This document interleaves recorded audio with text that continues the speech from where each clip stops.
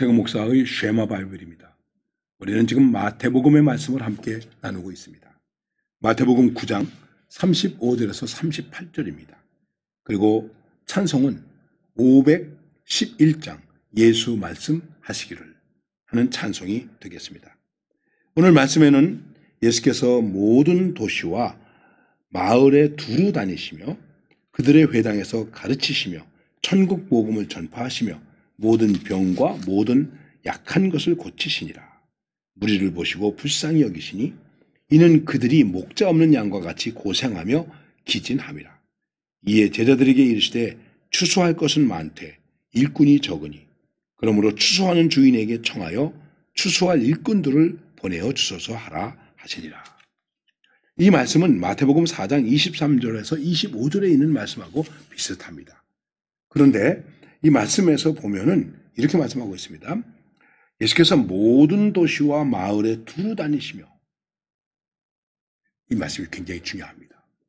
우리는 복음을 가지고 있습니다. 이 복음을 전해야 합니다. 흔히 우리가 전도한다 이렇게 얘기를 하고 있는데 주님의 일을 하는 것을 우리가 목회, 미니스트리, 사명 이렇게 말하는 것인데 이 일해야 할 곳이 어디인가? 모든 도시, 마을을 두루 다니며 갈릴리 온 동네에 그 당시 갈릴리에 한 200여 마을이 있었다고 합니다. 예수님이 그 마을마다 다니시면서 복음을 전파했다고 하는 것이죠. 여러분 생각해 보세요. 우리가 전도운동 많이 합니다. 해외 선교도 많이 합니다. 물론 중요한 것입니다. 그런데 정말 우리 교회가 처하여 있는 곳에서 모든 곳에 두루 다니면서 집집마다 두루 다니면서 우리가 복음을 전하고 있는가? 물론 어떤 방법으로 전하냐는 것도 중요한 것입니다.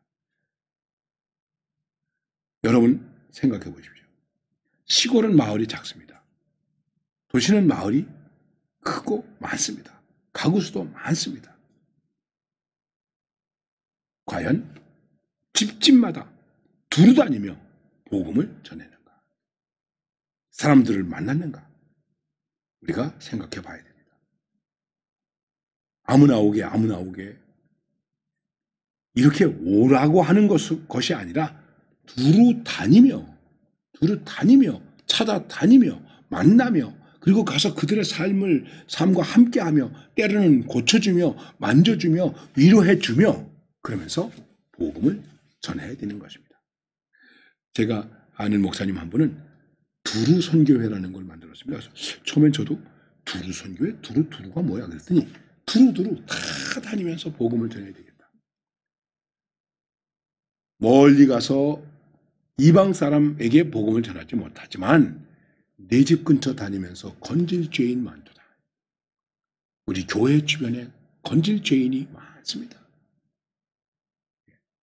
주님이 필요로 하신 건질 죄인이 많이 있습니다.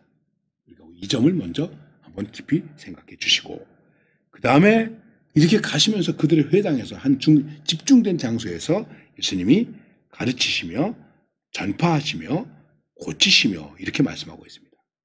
그런데 먼저는 전파하시고 가르치시고 고치셨다. 그런데 예수님이 사역이 계속되면서 꼭 그렇게 이해할 건 아니지만 순서가 바뀝니다.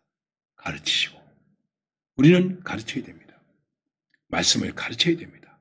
그리고 이 가르침이 그들에게 복음으로 전파될 수 있어야 되는 것입니다. 그러니까 가르치는 것과 전파되는 것은 떨어지는 것은 아닙니다. 선교와 교육이, 전도와 교육이 따로 떨어져 있는 것이 아닙니다. 가르치는 것은 뭐가 되어야 됩니까? 복음으로 전파되어야 한다는 것입니다. 복음을 전파하는 것입니다. 그리고 그 다음에 고치셨다. 그런데 오늘 성경은 약한 것을 고치시니 이렇게 말씀하고 있습니다. 우리가 가르치고 복음을 전파하고 그리고 고쳐야 됩니다. 섬겨야 됩니다. 누구를? 약한 자를, 병든 자를, 넘어진 자를, 가난한 자를, 포로된 자를, 감옥에 있는 자를 우리가 고쳐야 됩니다. 어떻게? 가르치고 전파해서 이 세 가지 가르치고 전파하고 고친다. 이 순서대로 말하면 복음, 선교, 말합니다. 교육, 선교, 혹은 교육, 전도, 봉사. 이렇게 말할 수 있는 것이죠. 우리 교회의 사명을 지금 복잡하게 많이 말하고 있습니다. 그런데 간단합니다. 교육, 복음, 선교, 교육, 선교, 그리고 봉사. 이 세 가지는 같이 있는 것입니다. 우리가 가르치는 일을 통해서 복음이 전파되고 복음이 전파되는 곳마다 어떤 역사가 일어나야 됩니까? 섬기고 봉사하는 역사가 일어나야 되는 것입니다. 우리가 여러 가지 교회의 목표나 표를 많이 복잡하게 정하기도 하는데 복잡할 거 하나도 없습니다. 예수님은 세 가지였습니다. 세 가지. 무슨 삼중복음, 오중복음, 오색목회, 무지개 목회 이런 얘기도 많이 합니다. 그러나 핵심적인 것은 가르치시고 교육, 전파하시고 선교, 그 다음에 고치시고 봉사. 교육, 선교, 봉사. 선교, 교육, 봉사. 봉사, 교육, 선교. 어떻게 하든 이 세 가지는 우리 복음 사역에 있어서 양보할 수 없는 반드시 감당해야 하는 미니스트리다 하는 것입니다. 그런데 이거를 감당하셨을 때 예수님이 어떠한 태도이셨는가? 무리를 보시고 불쌍히 여기시니. 지금 복음을 전파하고 있는데 그 대상들을 불쌍히 여기셨다. 불쌍히 여기셨다. 어떻게 불쌍히 여기셨는가? 목자 없는 양과 같이 불쌍히 여기셨다. 양이 목자가 없으면 어떻게 되겠습니까? 고생하겠죠. 방황하겠죠. 지치겠죠. 당시 이스라엘 백성들이 그렇게 되었습니다. 지금 우리가 잘 사는 것 같습니다. 그러나 현대인들을 보면은 불쌍합니다. 방황하고 있습니다. 가치관의 상실로 헤매고 있습니다. 정치적 이념 갈등으로 어떤 분은 그렇게 말했습니다. 세계 갈등에서 세계 1위의 국가라고. 여러분 갈등 속에서 사는 그 사람들이 얼마나 힘들겠습니까? 얼마나 지치겠습니까? 기진맥진할 것 아니겠습니까? 어떻게 보고 있는가? 이 백성들이 돈이 좀 있다고 자동차를 가지고 다닌다고 옛날보다 좀 잘 먹고 잘 산다고 괜찮은 것입니까? 아닙니다. 삶의 목적이 없습니다. 방황하고 있습니다. 갈등 속에 있습니다. 불쌍히 여겨야 됩니다.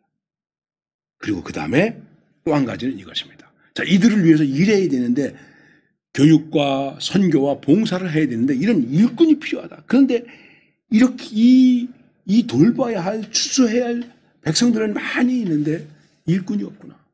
그래서 말씀합니다. 추수하는 주인에게 청하여 추수할 일꾼들을 보내어 주소서 하라. 우리가 하나님의 일을 할 때 불쌍히 여기는 마음으로 하면서 기도해야 됩니다. 주님, 이 일을 할 수 있는 일꾼을 보내주세요. 동역자를 보내주세요. 하는 것입니다. 오래전 얘기입니다. 이기프 목사님께서 제주도에 선교사로 가셨습니다. 그 당시 선교사로 파송되었습니다. 사람들이 재워주지도 않습니다. 숲속에서 자기도 했습니다. 들에서 잤습니다. 그때 목사님이 기도하셨대요. 주님, 그래도 여기서 어떻게 이 신앙과 연관되어 있는 사람 한 서너 사람만이라도 좀 만나게 해주세요. 기도했다고 그래요. 그런데 얼마 있다 알아보니까 그 제주 성안교회 그리고 제주도의 첫 번째 장로님이신 김재원 장로님이 계신데 그분이 예수를 믿고 있는 거예요. 어떻게 예수를 믿게 되었는가? 이분이 그 당시에 늑막염에 걸려서 죽게 되었어요. 그래서 그분이 어머니에게 말했습니다. 이렇게 죽으나 저렇게 죽으나 마찬가지니까 육지에 나가서 내가 이 병이나 한번 고쳐보고 오겠다고. 그리고 조금 돈 마련해가지고 육지에 왔습니다. 서울까지 왔습니다. 그리고 세브란스에서 선교사를 만났습니다. 선교사가 보니까 당신 죽게 되었어. 당신 날 수 없어. 그런데 예수나 믿고 죽으세요. 이걸 받아들인 거예요. 그리고 치료도 된 거예요. 아들이 죽은 줄 알았는데 돌아왔어요. 그리고 와서 예수를 믿게 되는데 교회가 있습니까? 목사가 있습니까? 전도사가 있습니까? 어머니하고 둘이 예수를 믿습니다. 예수를 믿는다고 기도한다고 멍석말림을 해서 매도 맞고 그랬습니다. 그런데 예수님을 이기풍 목사님을 만나게 된 거죠. 어디든지 복음의 일꾼은 있습니다. 우리는 추수할 일꾼을 보내주세요.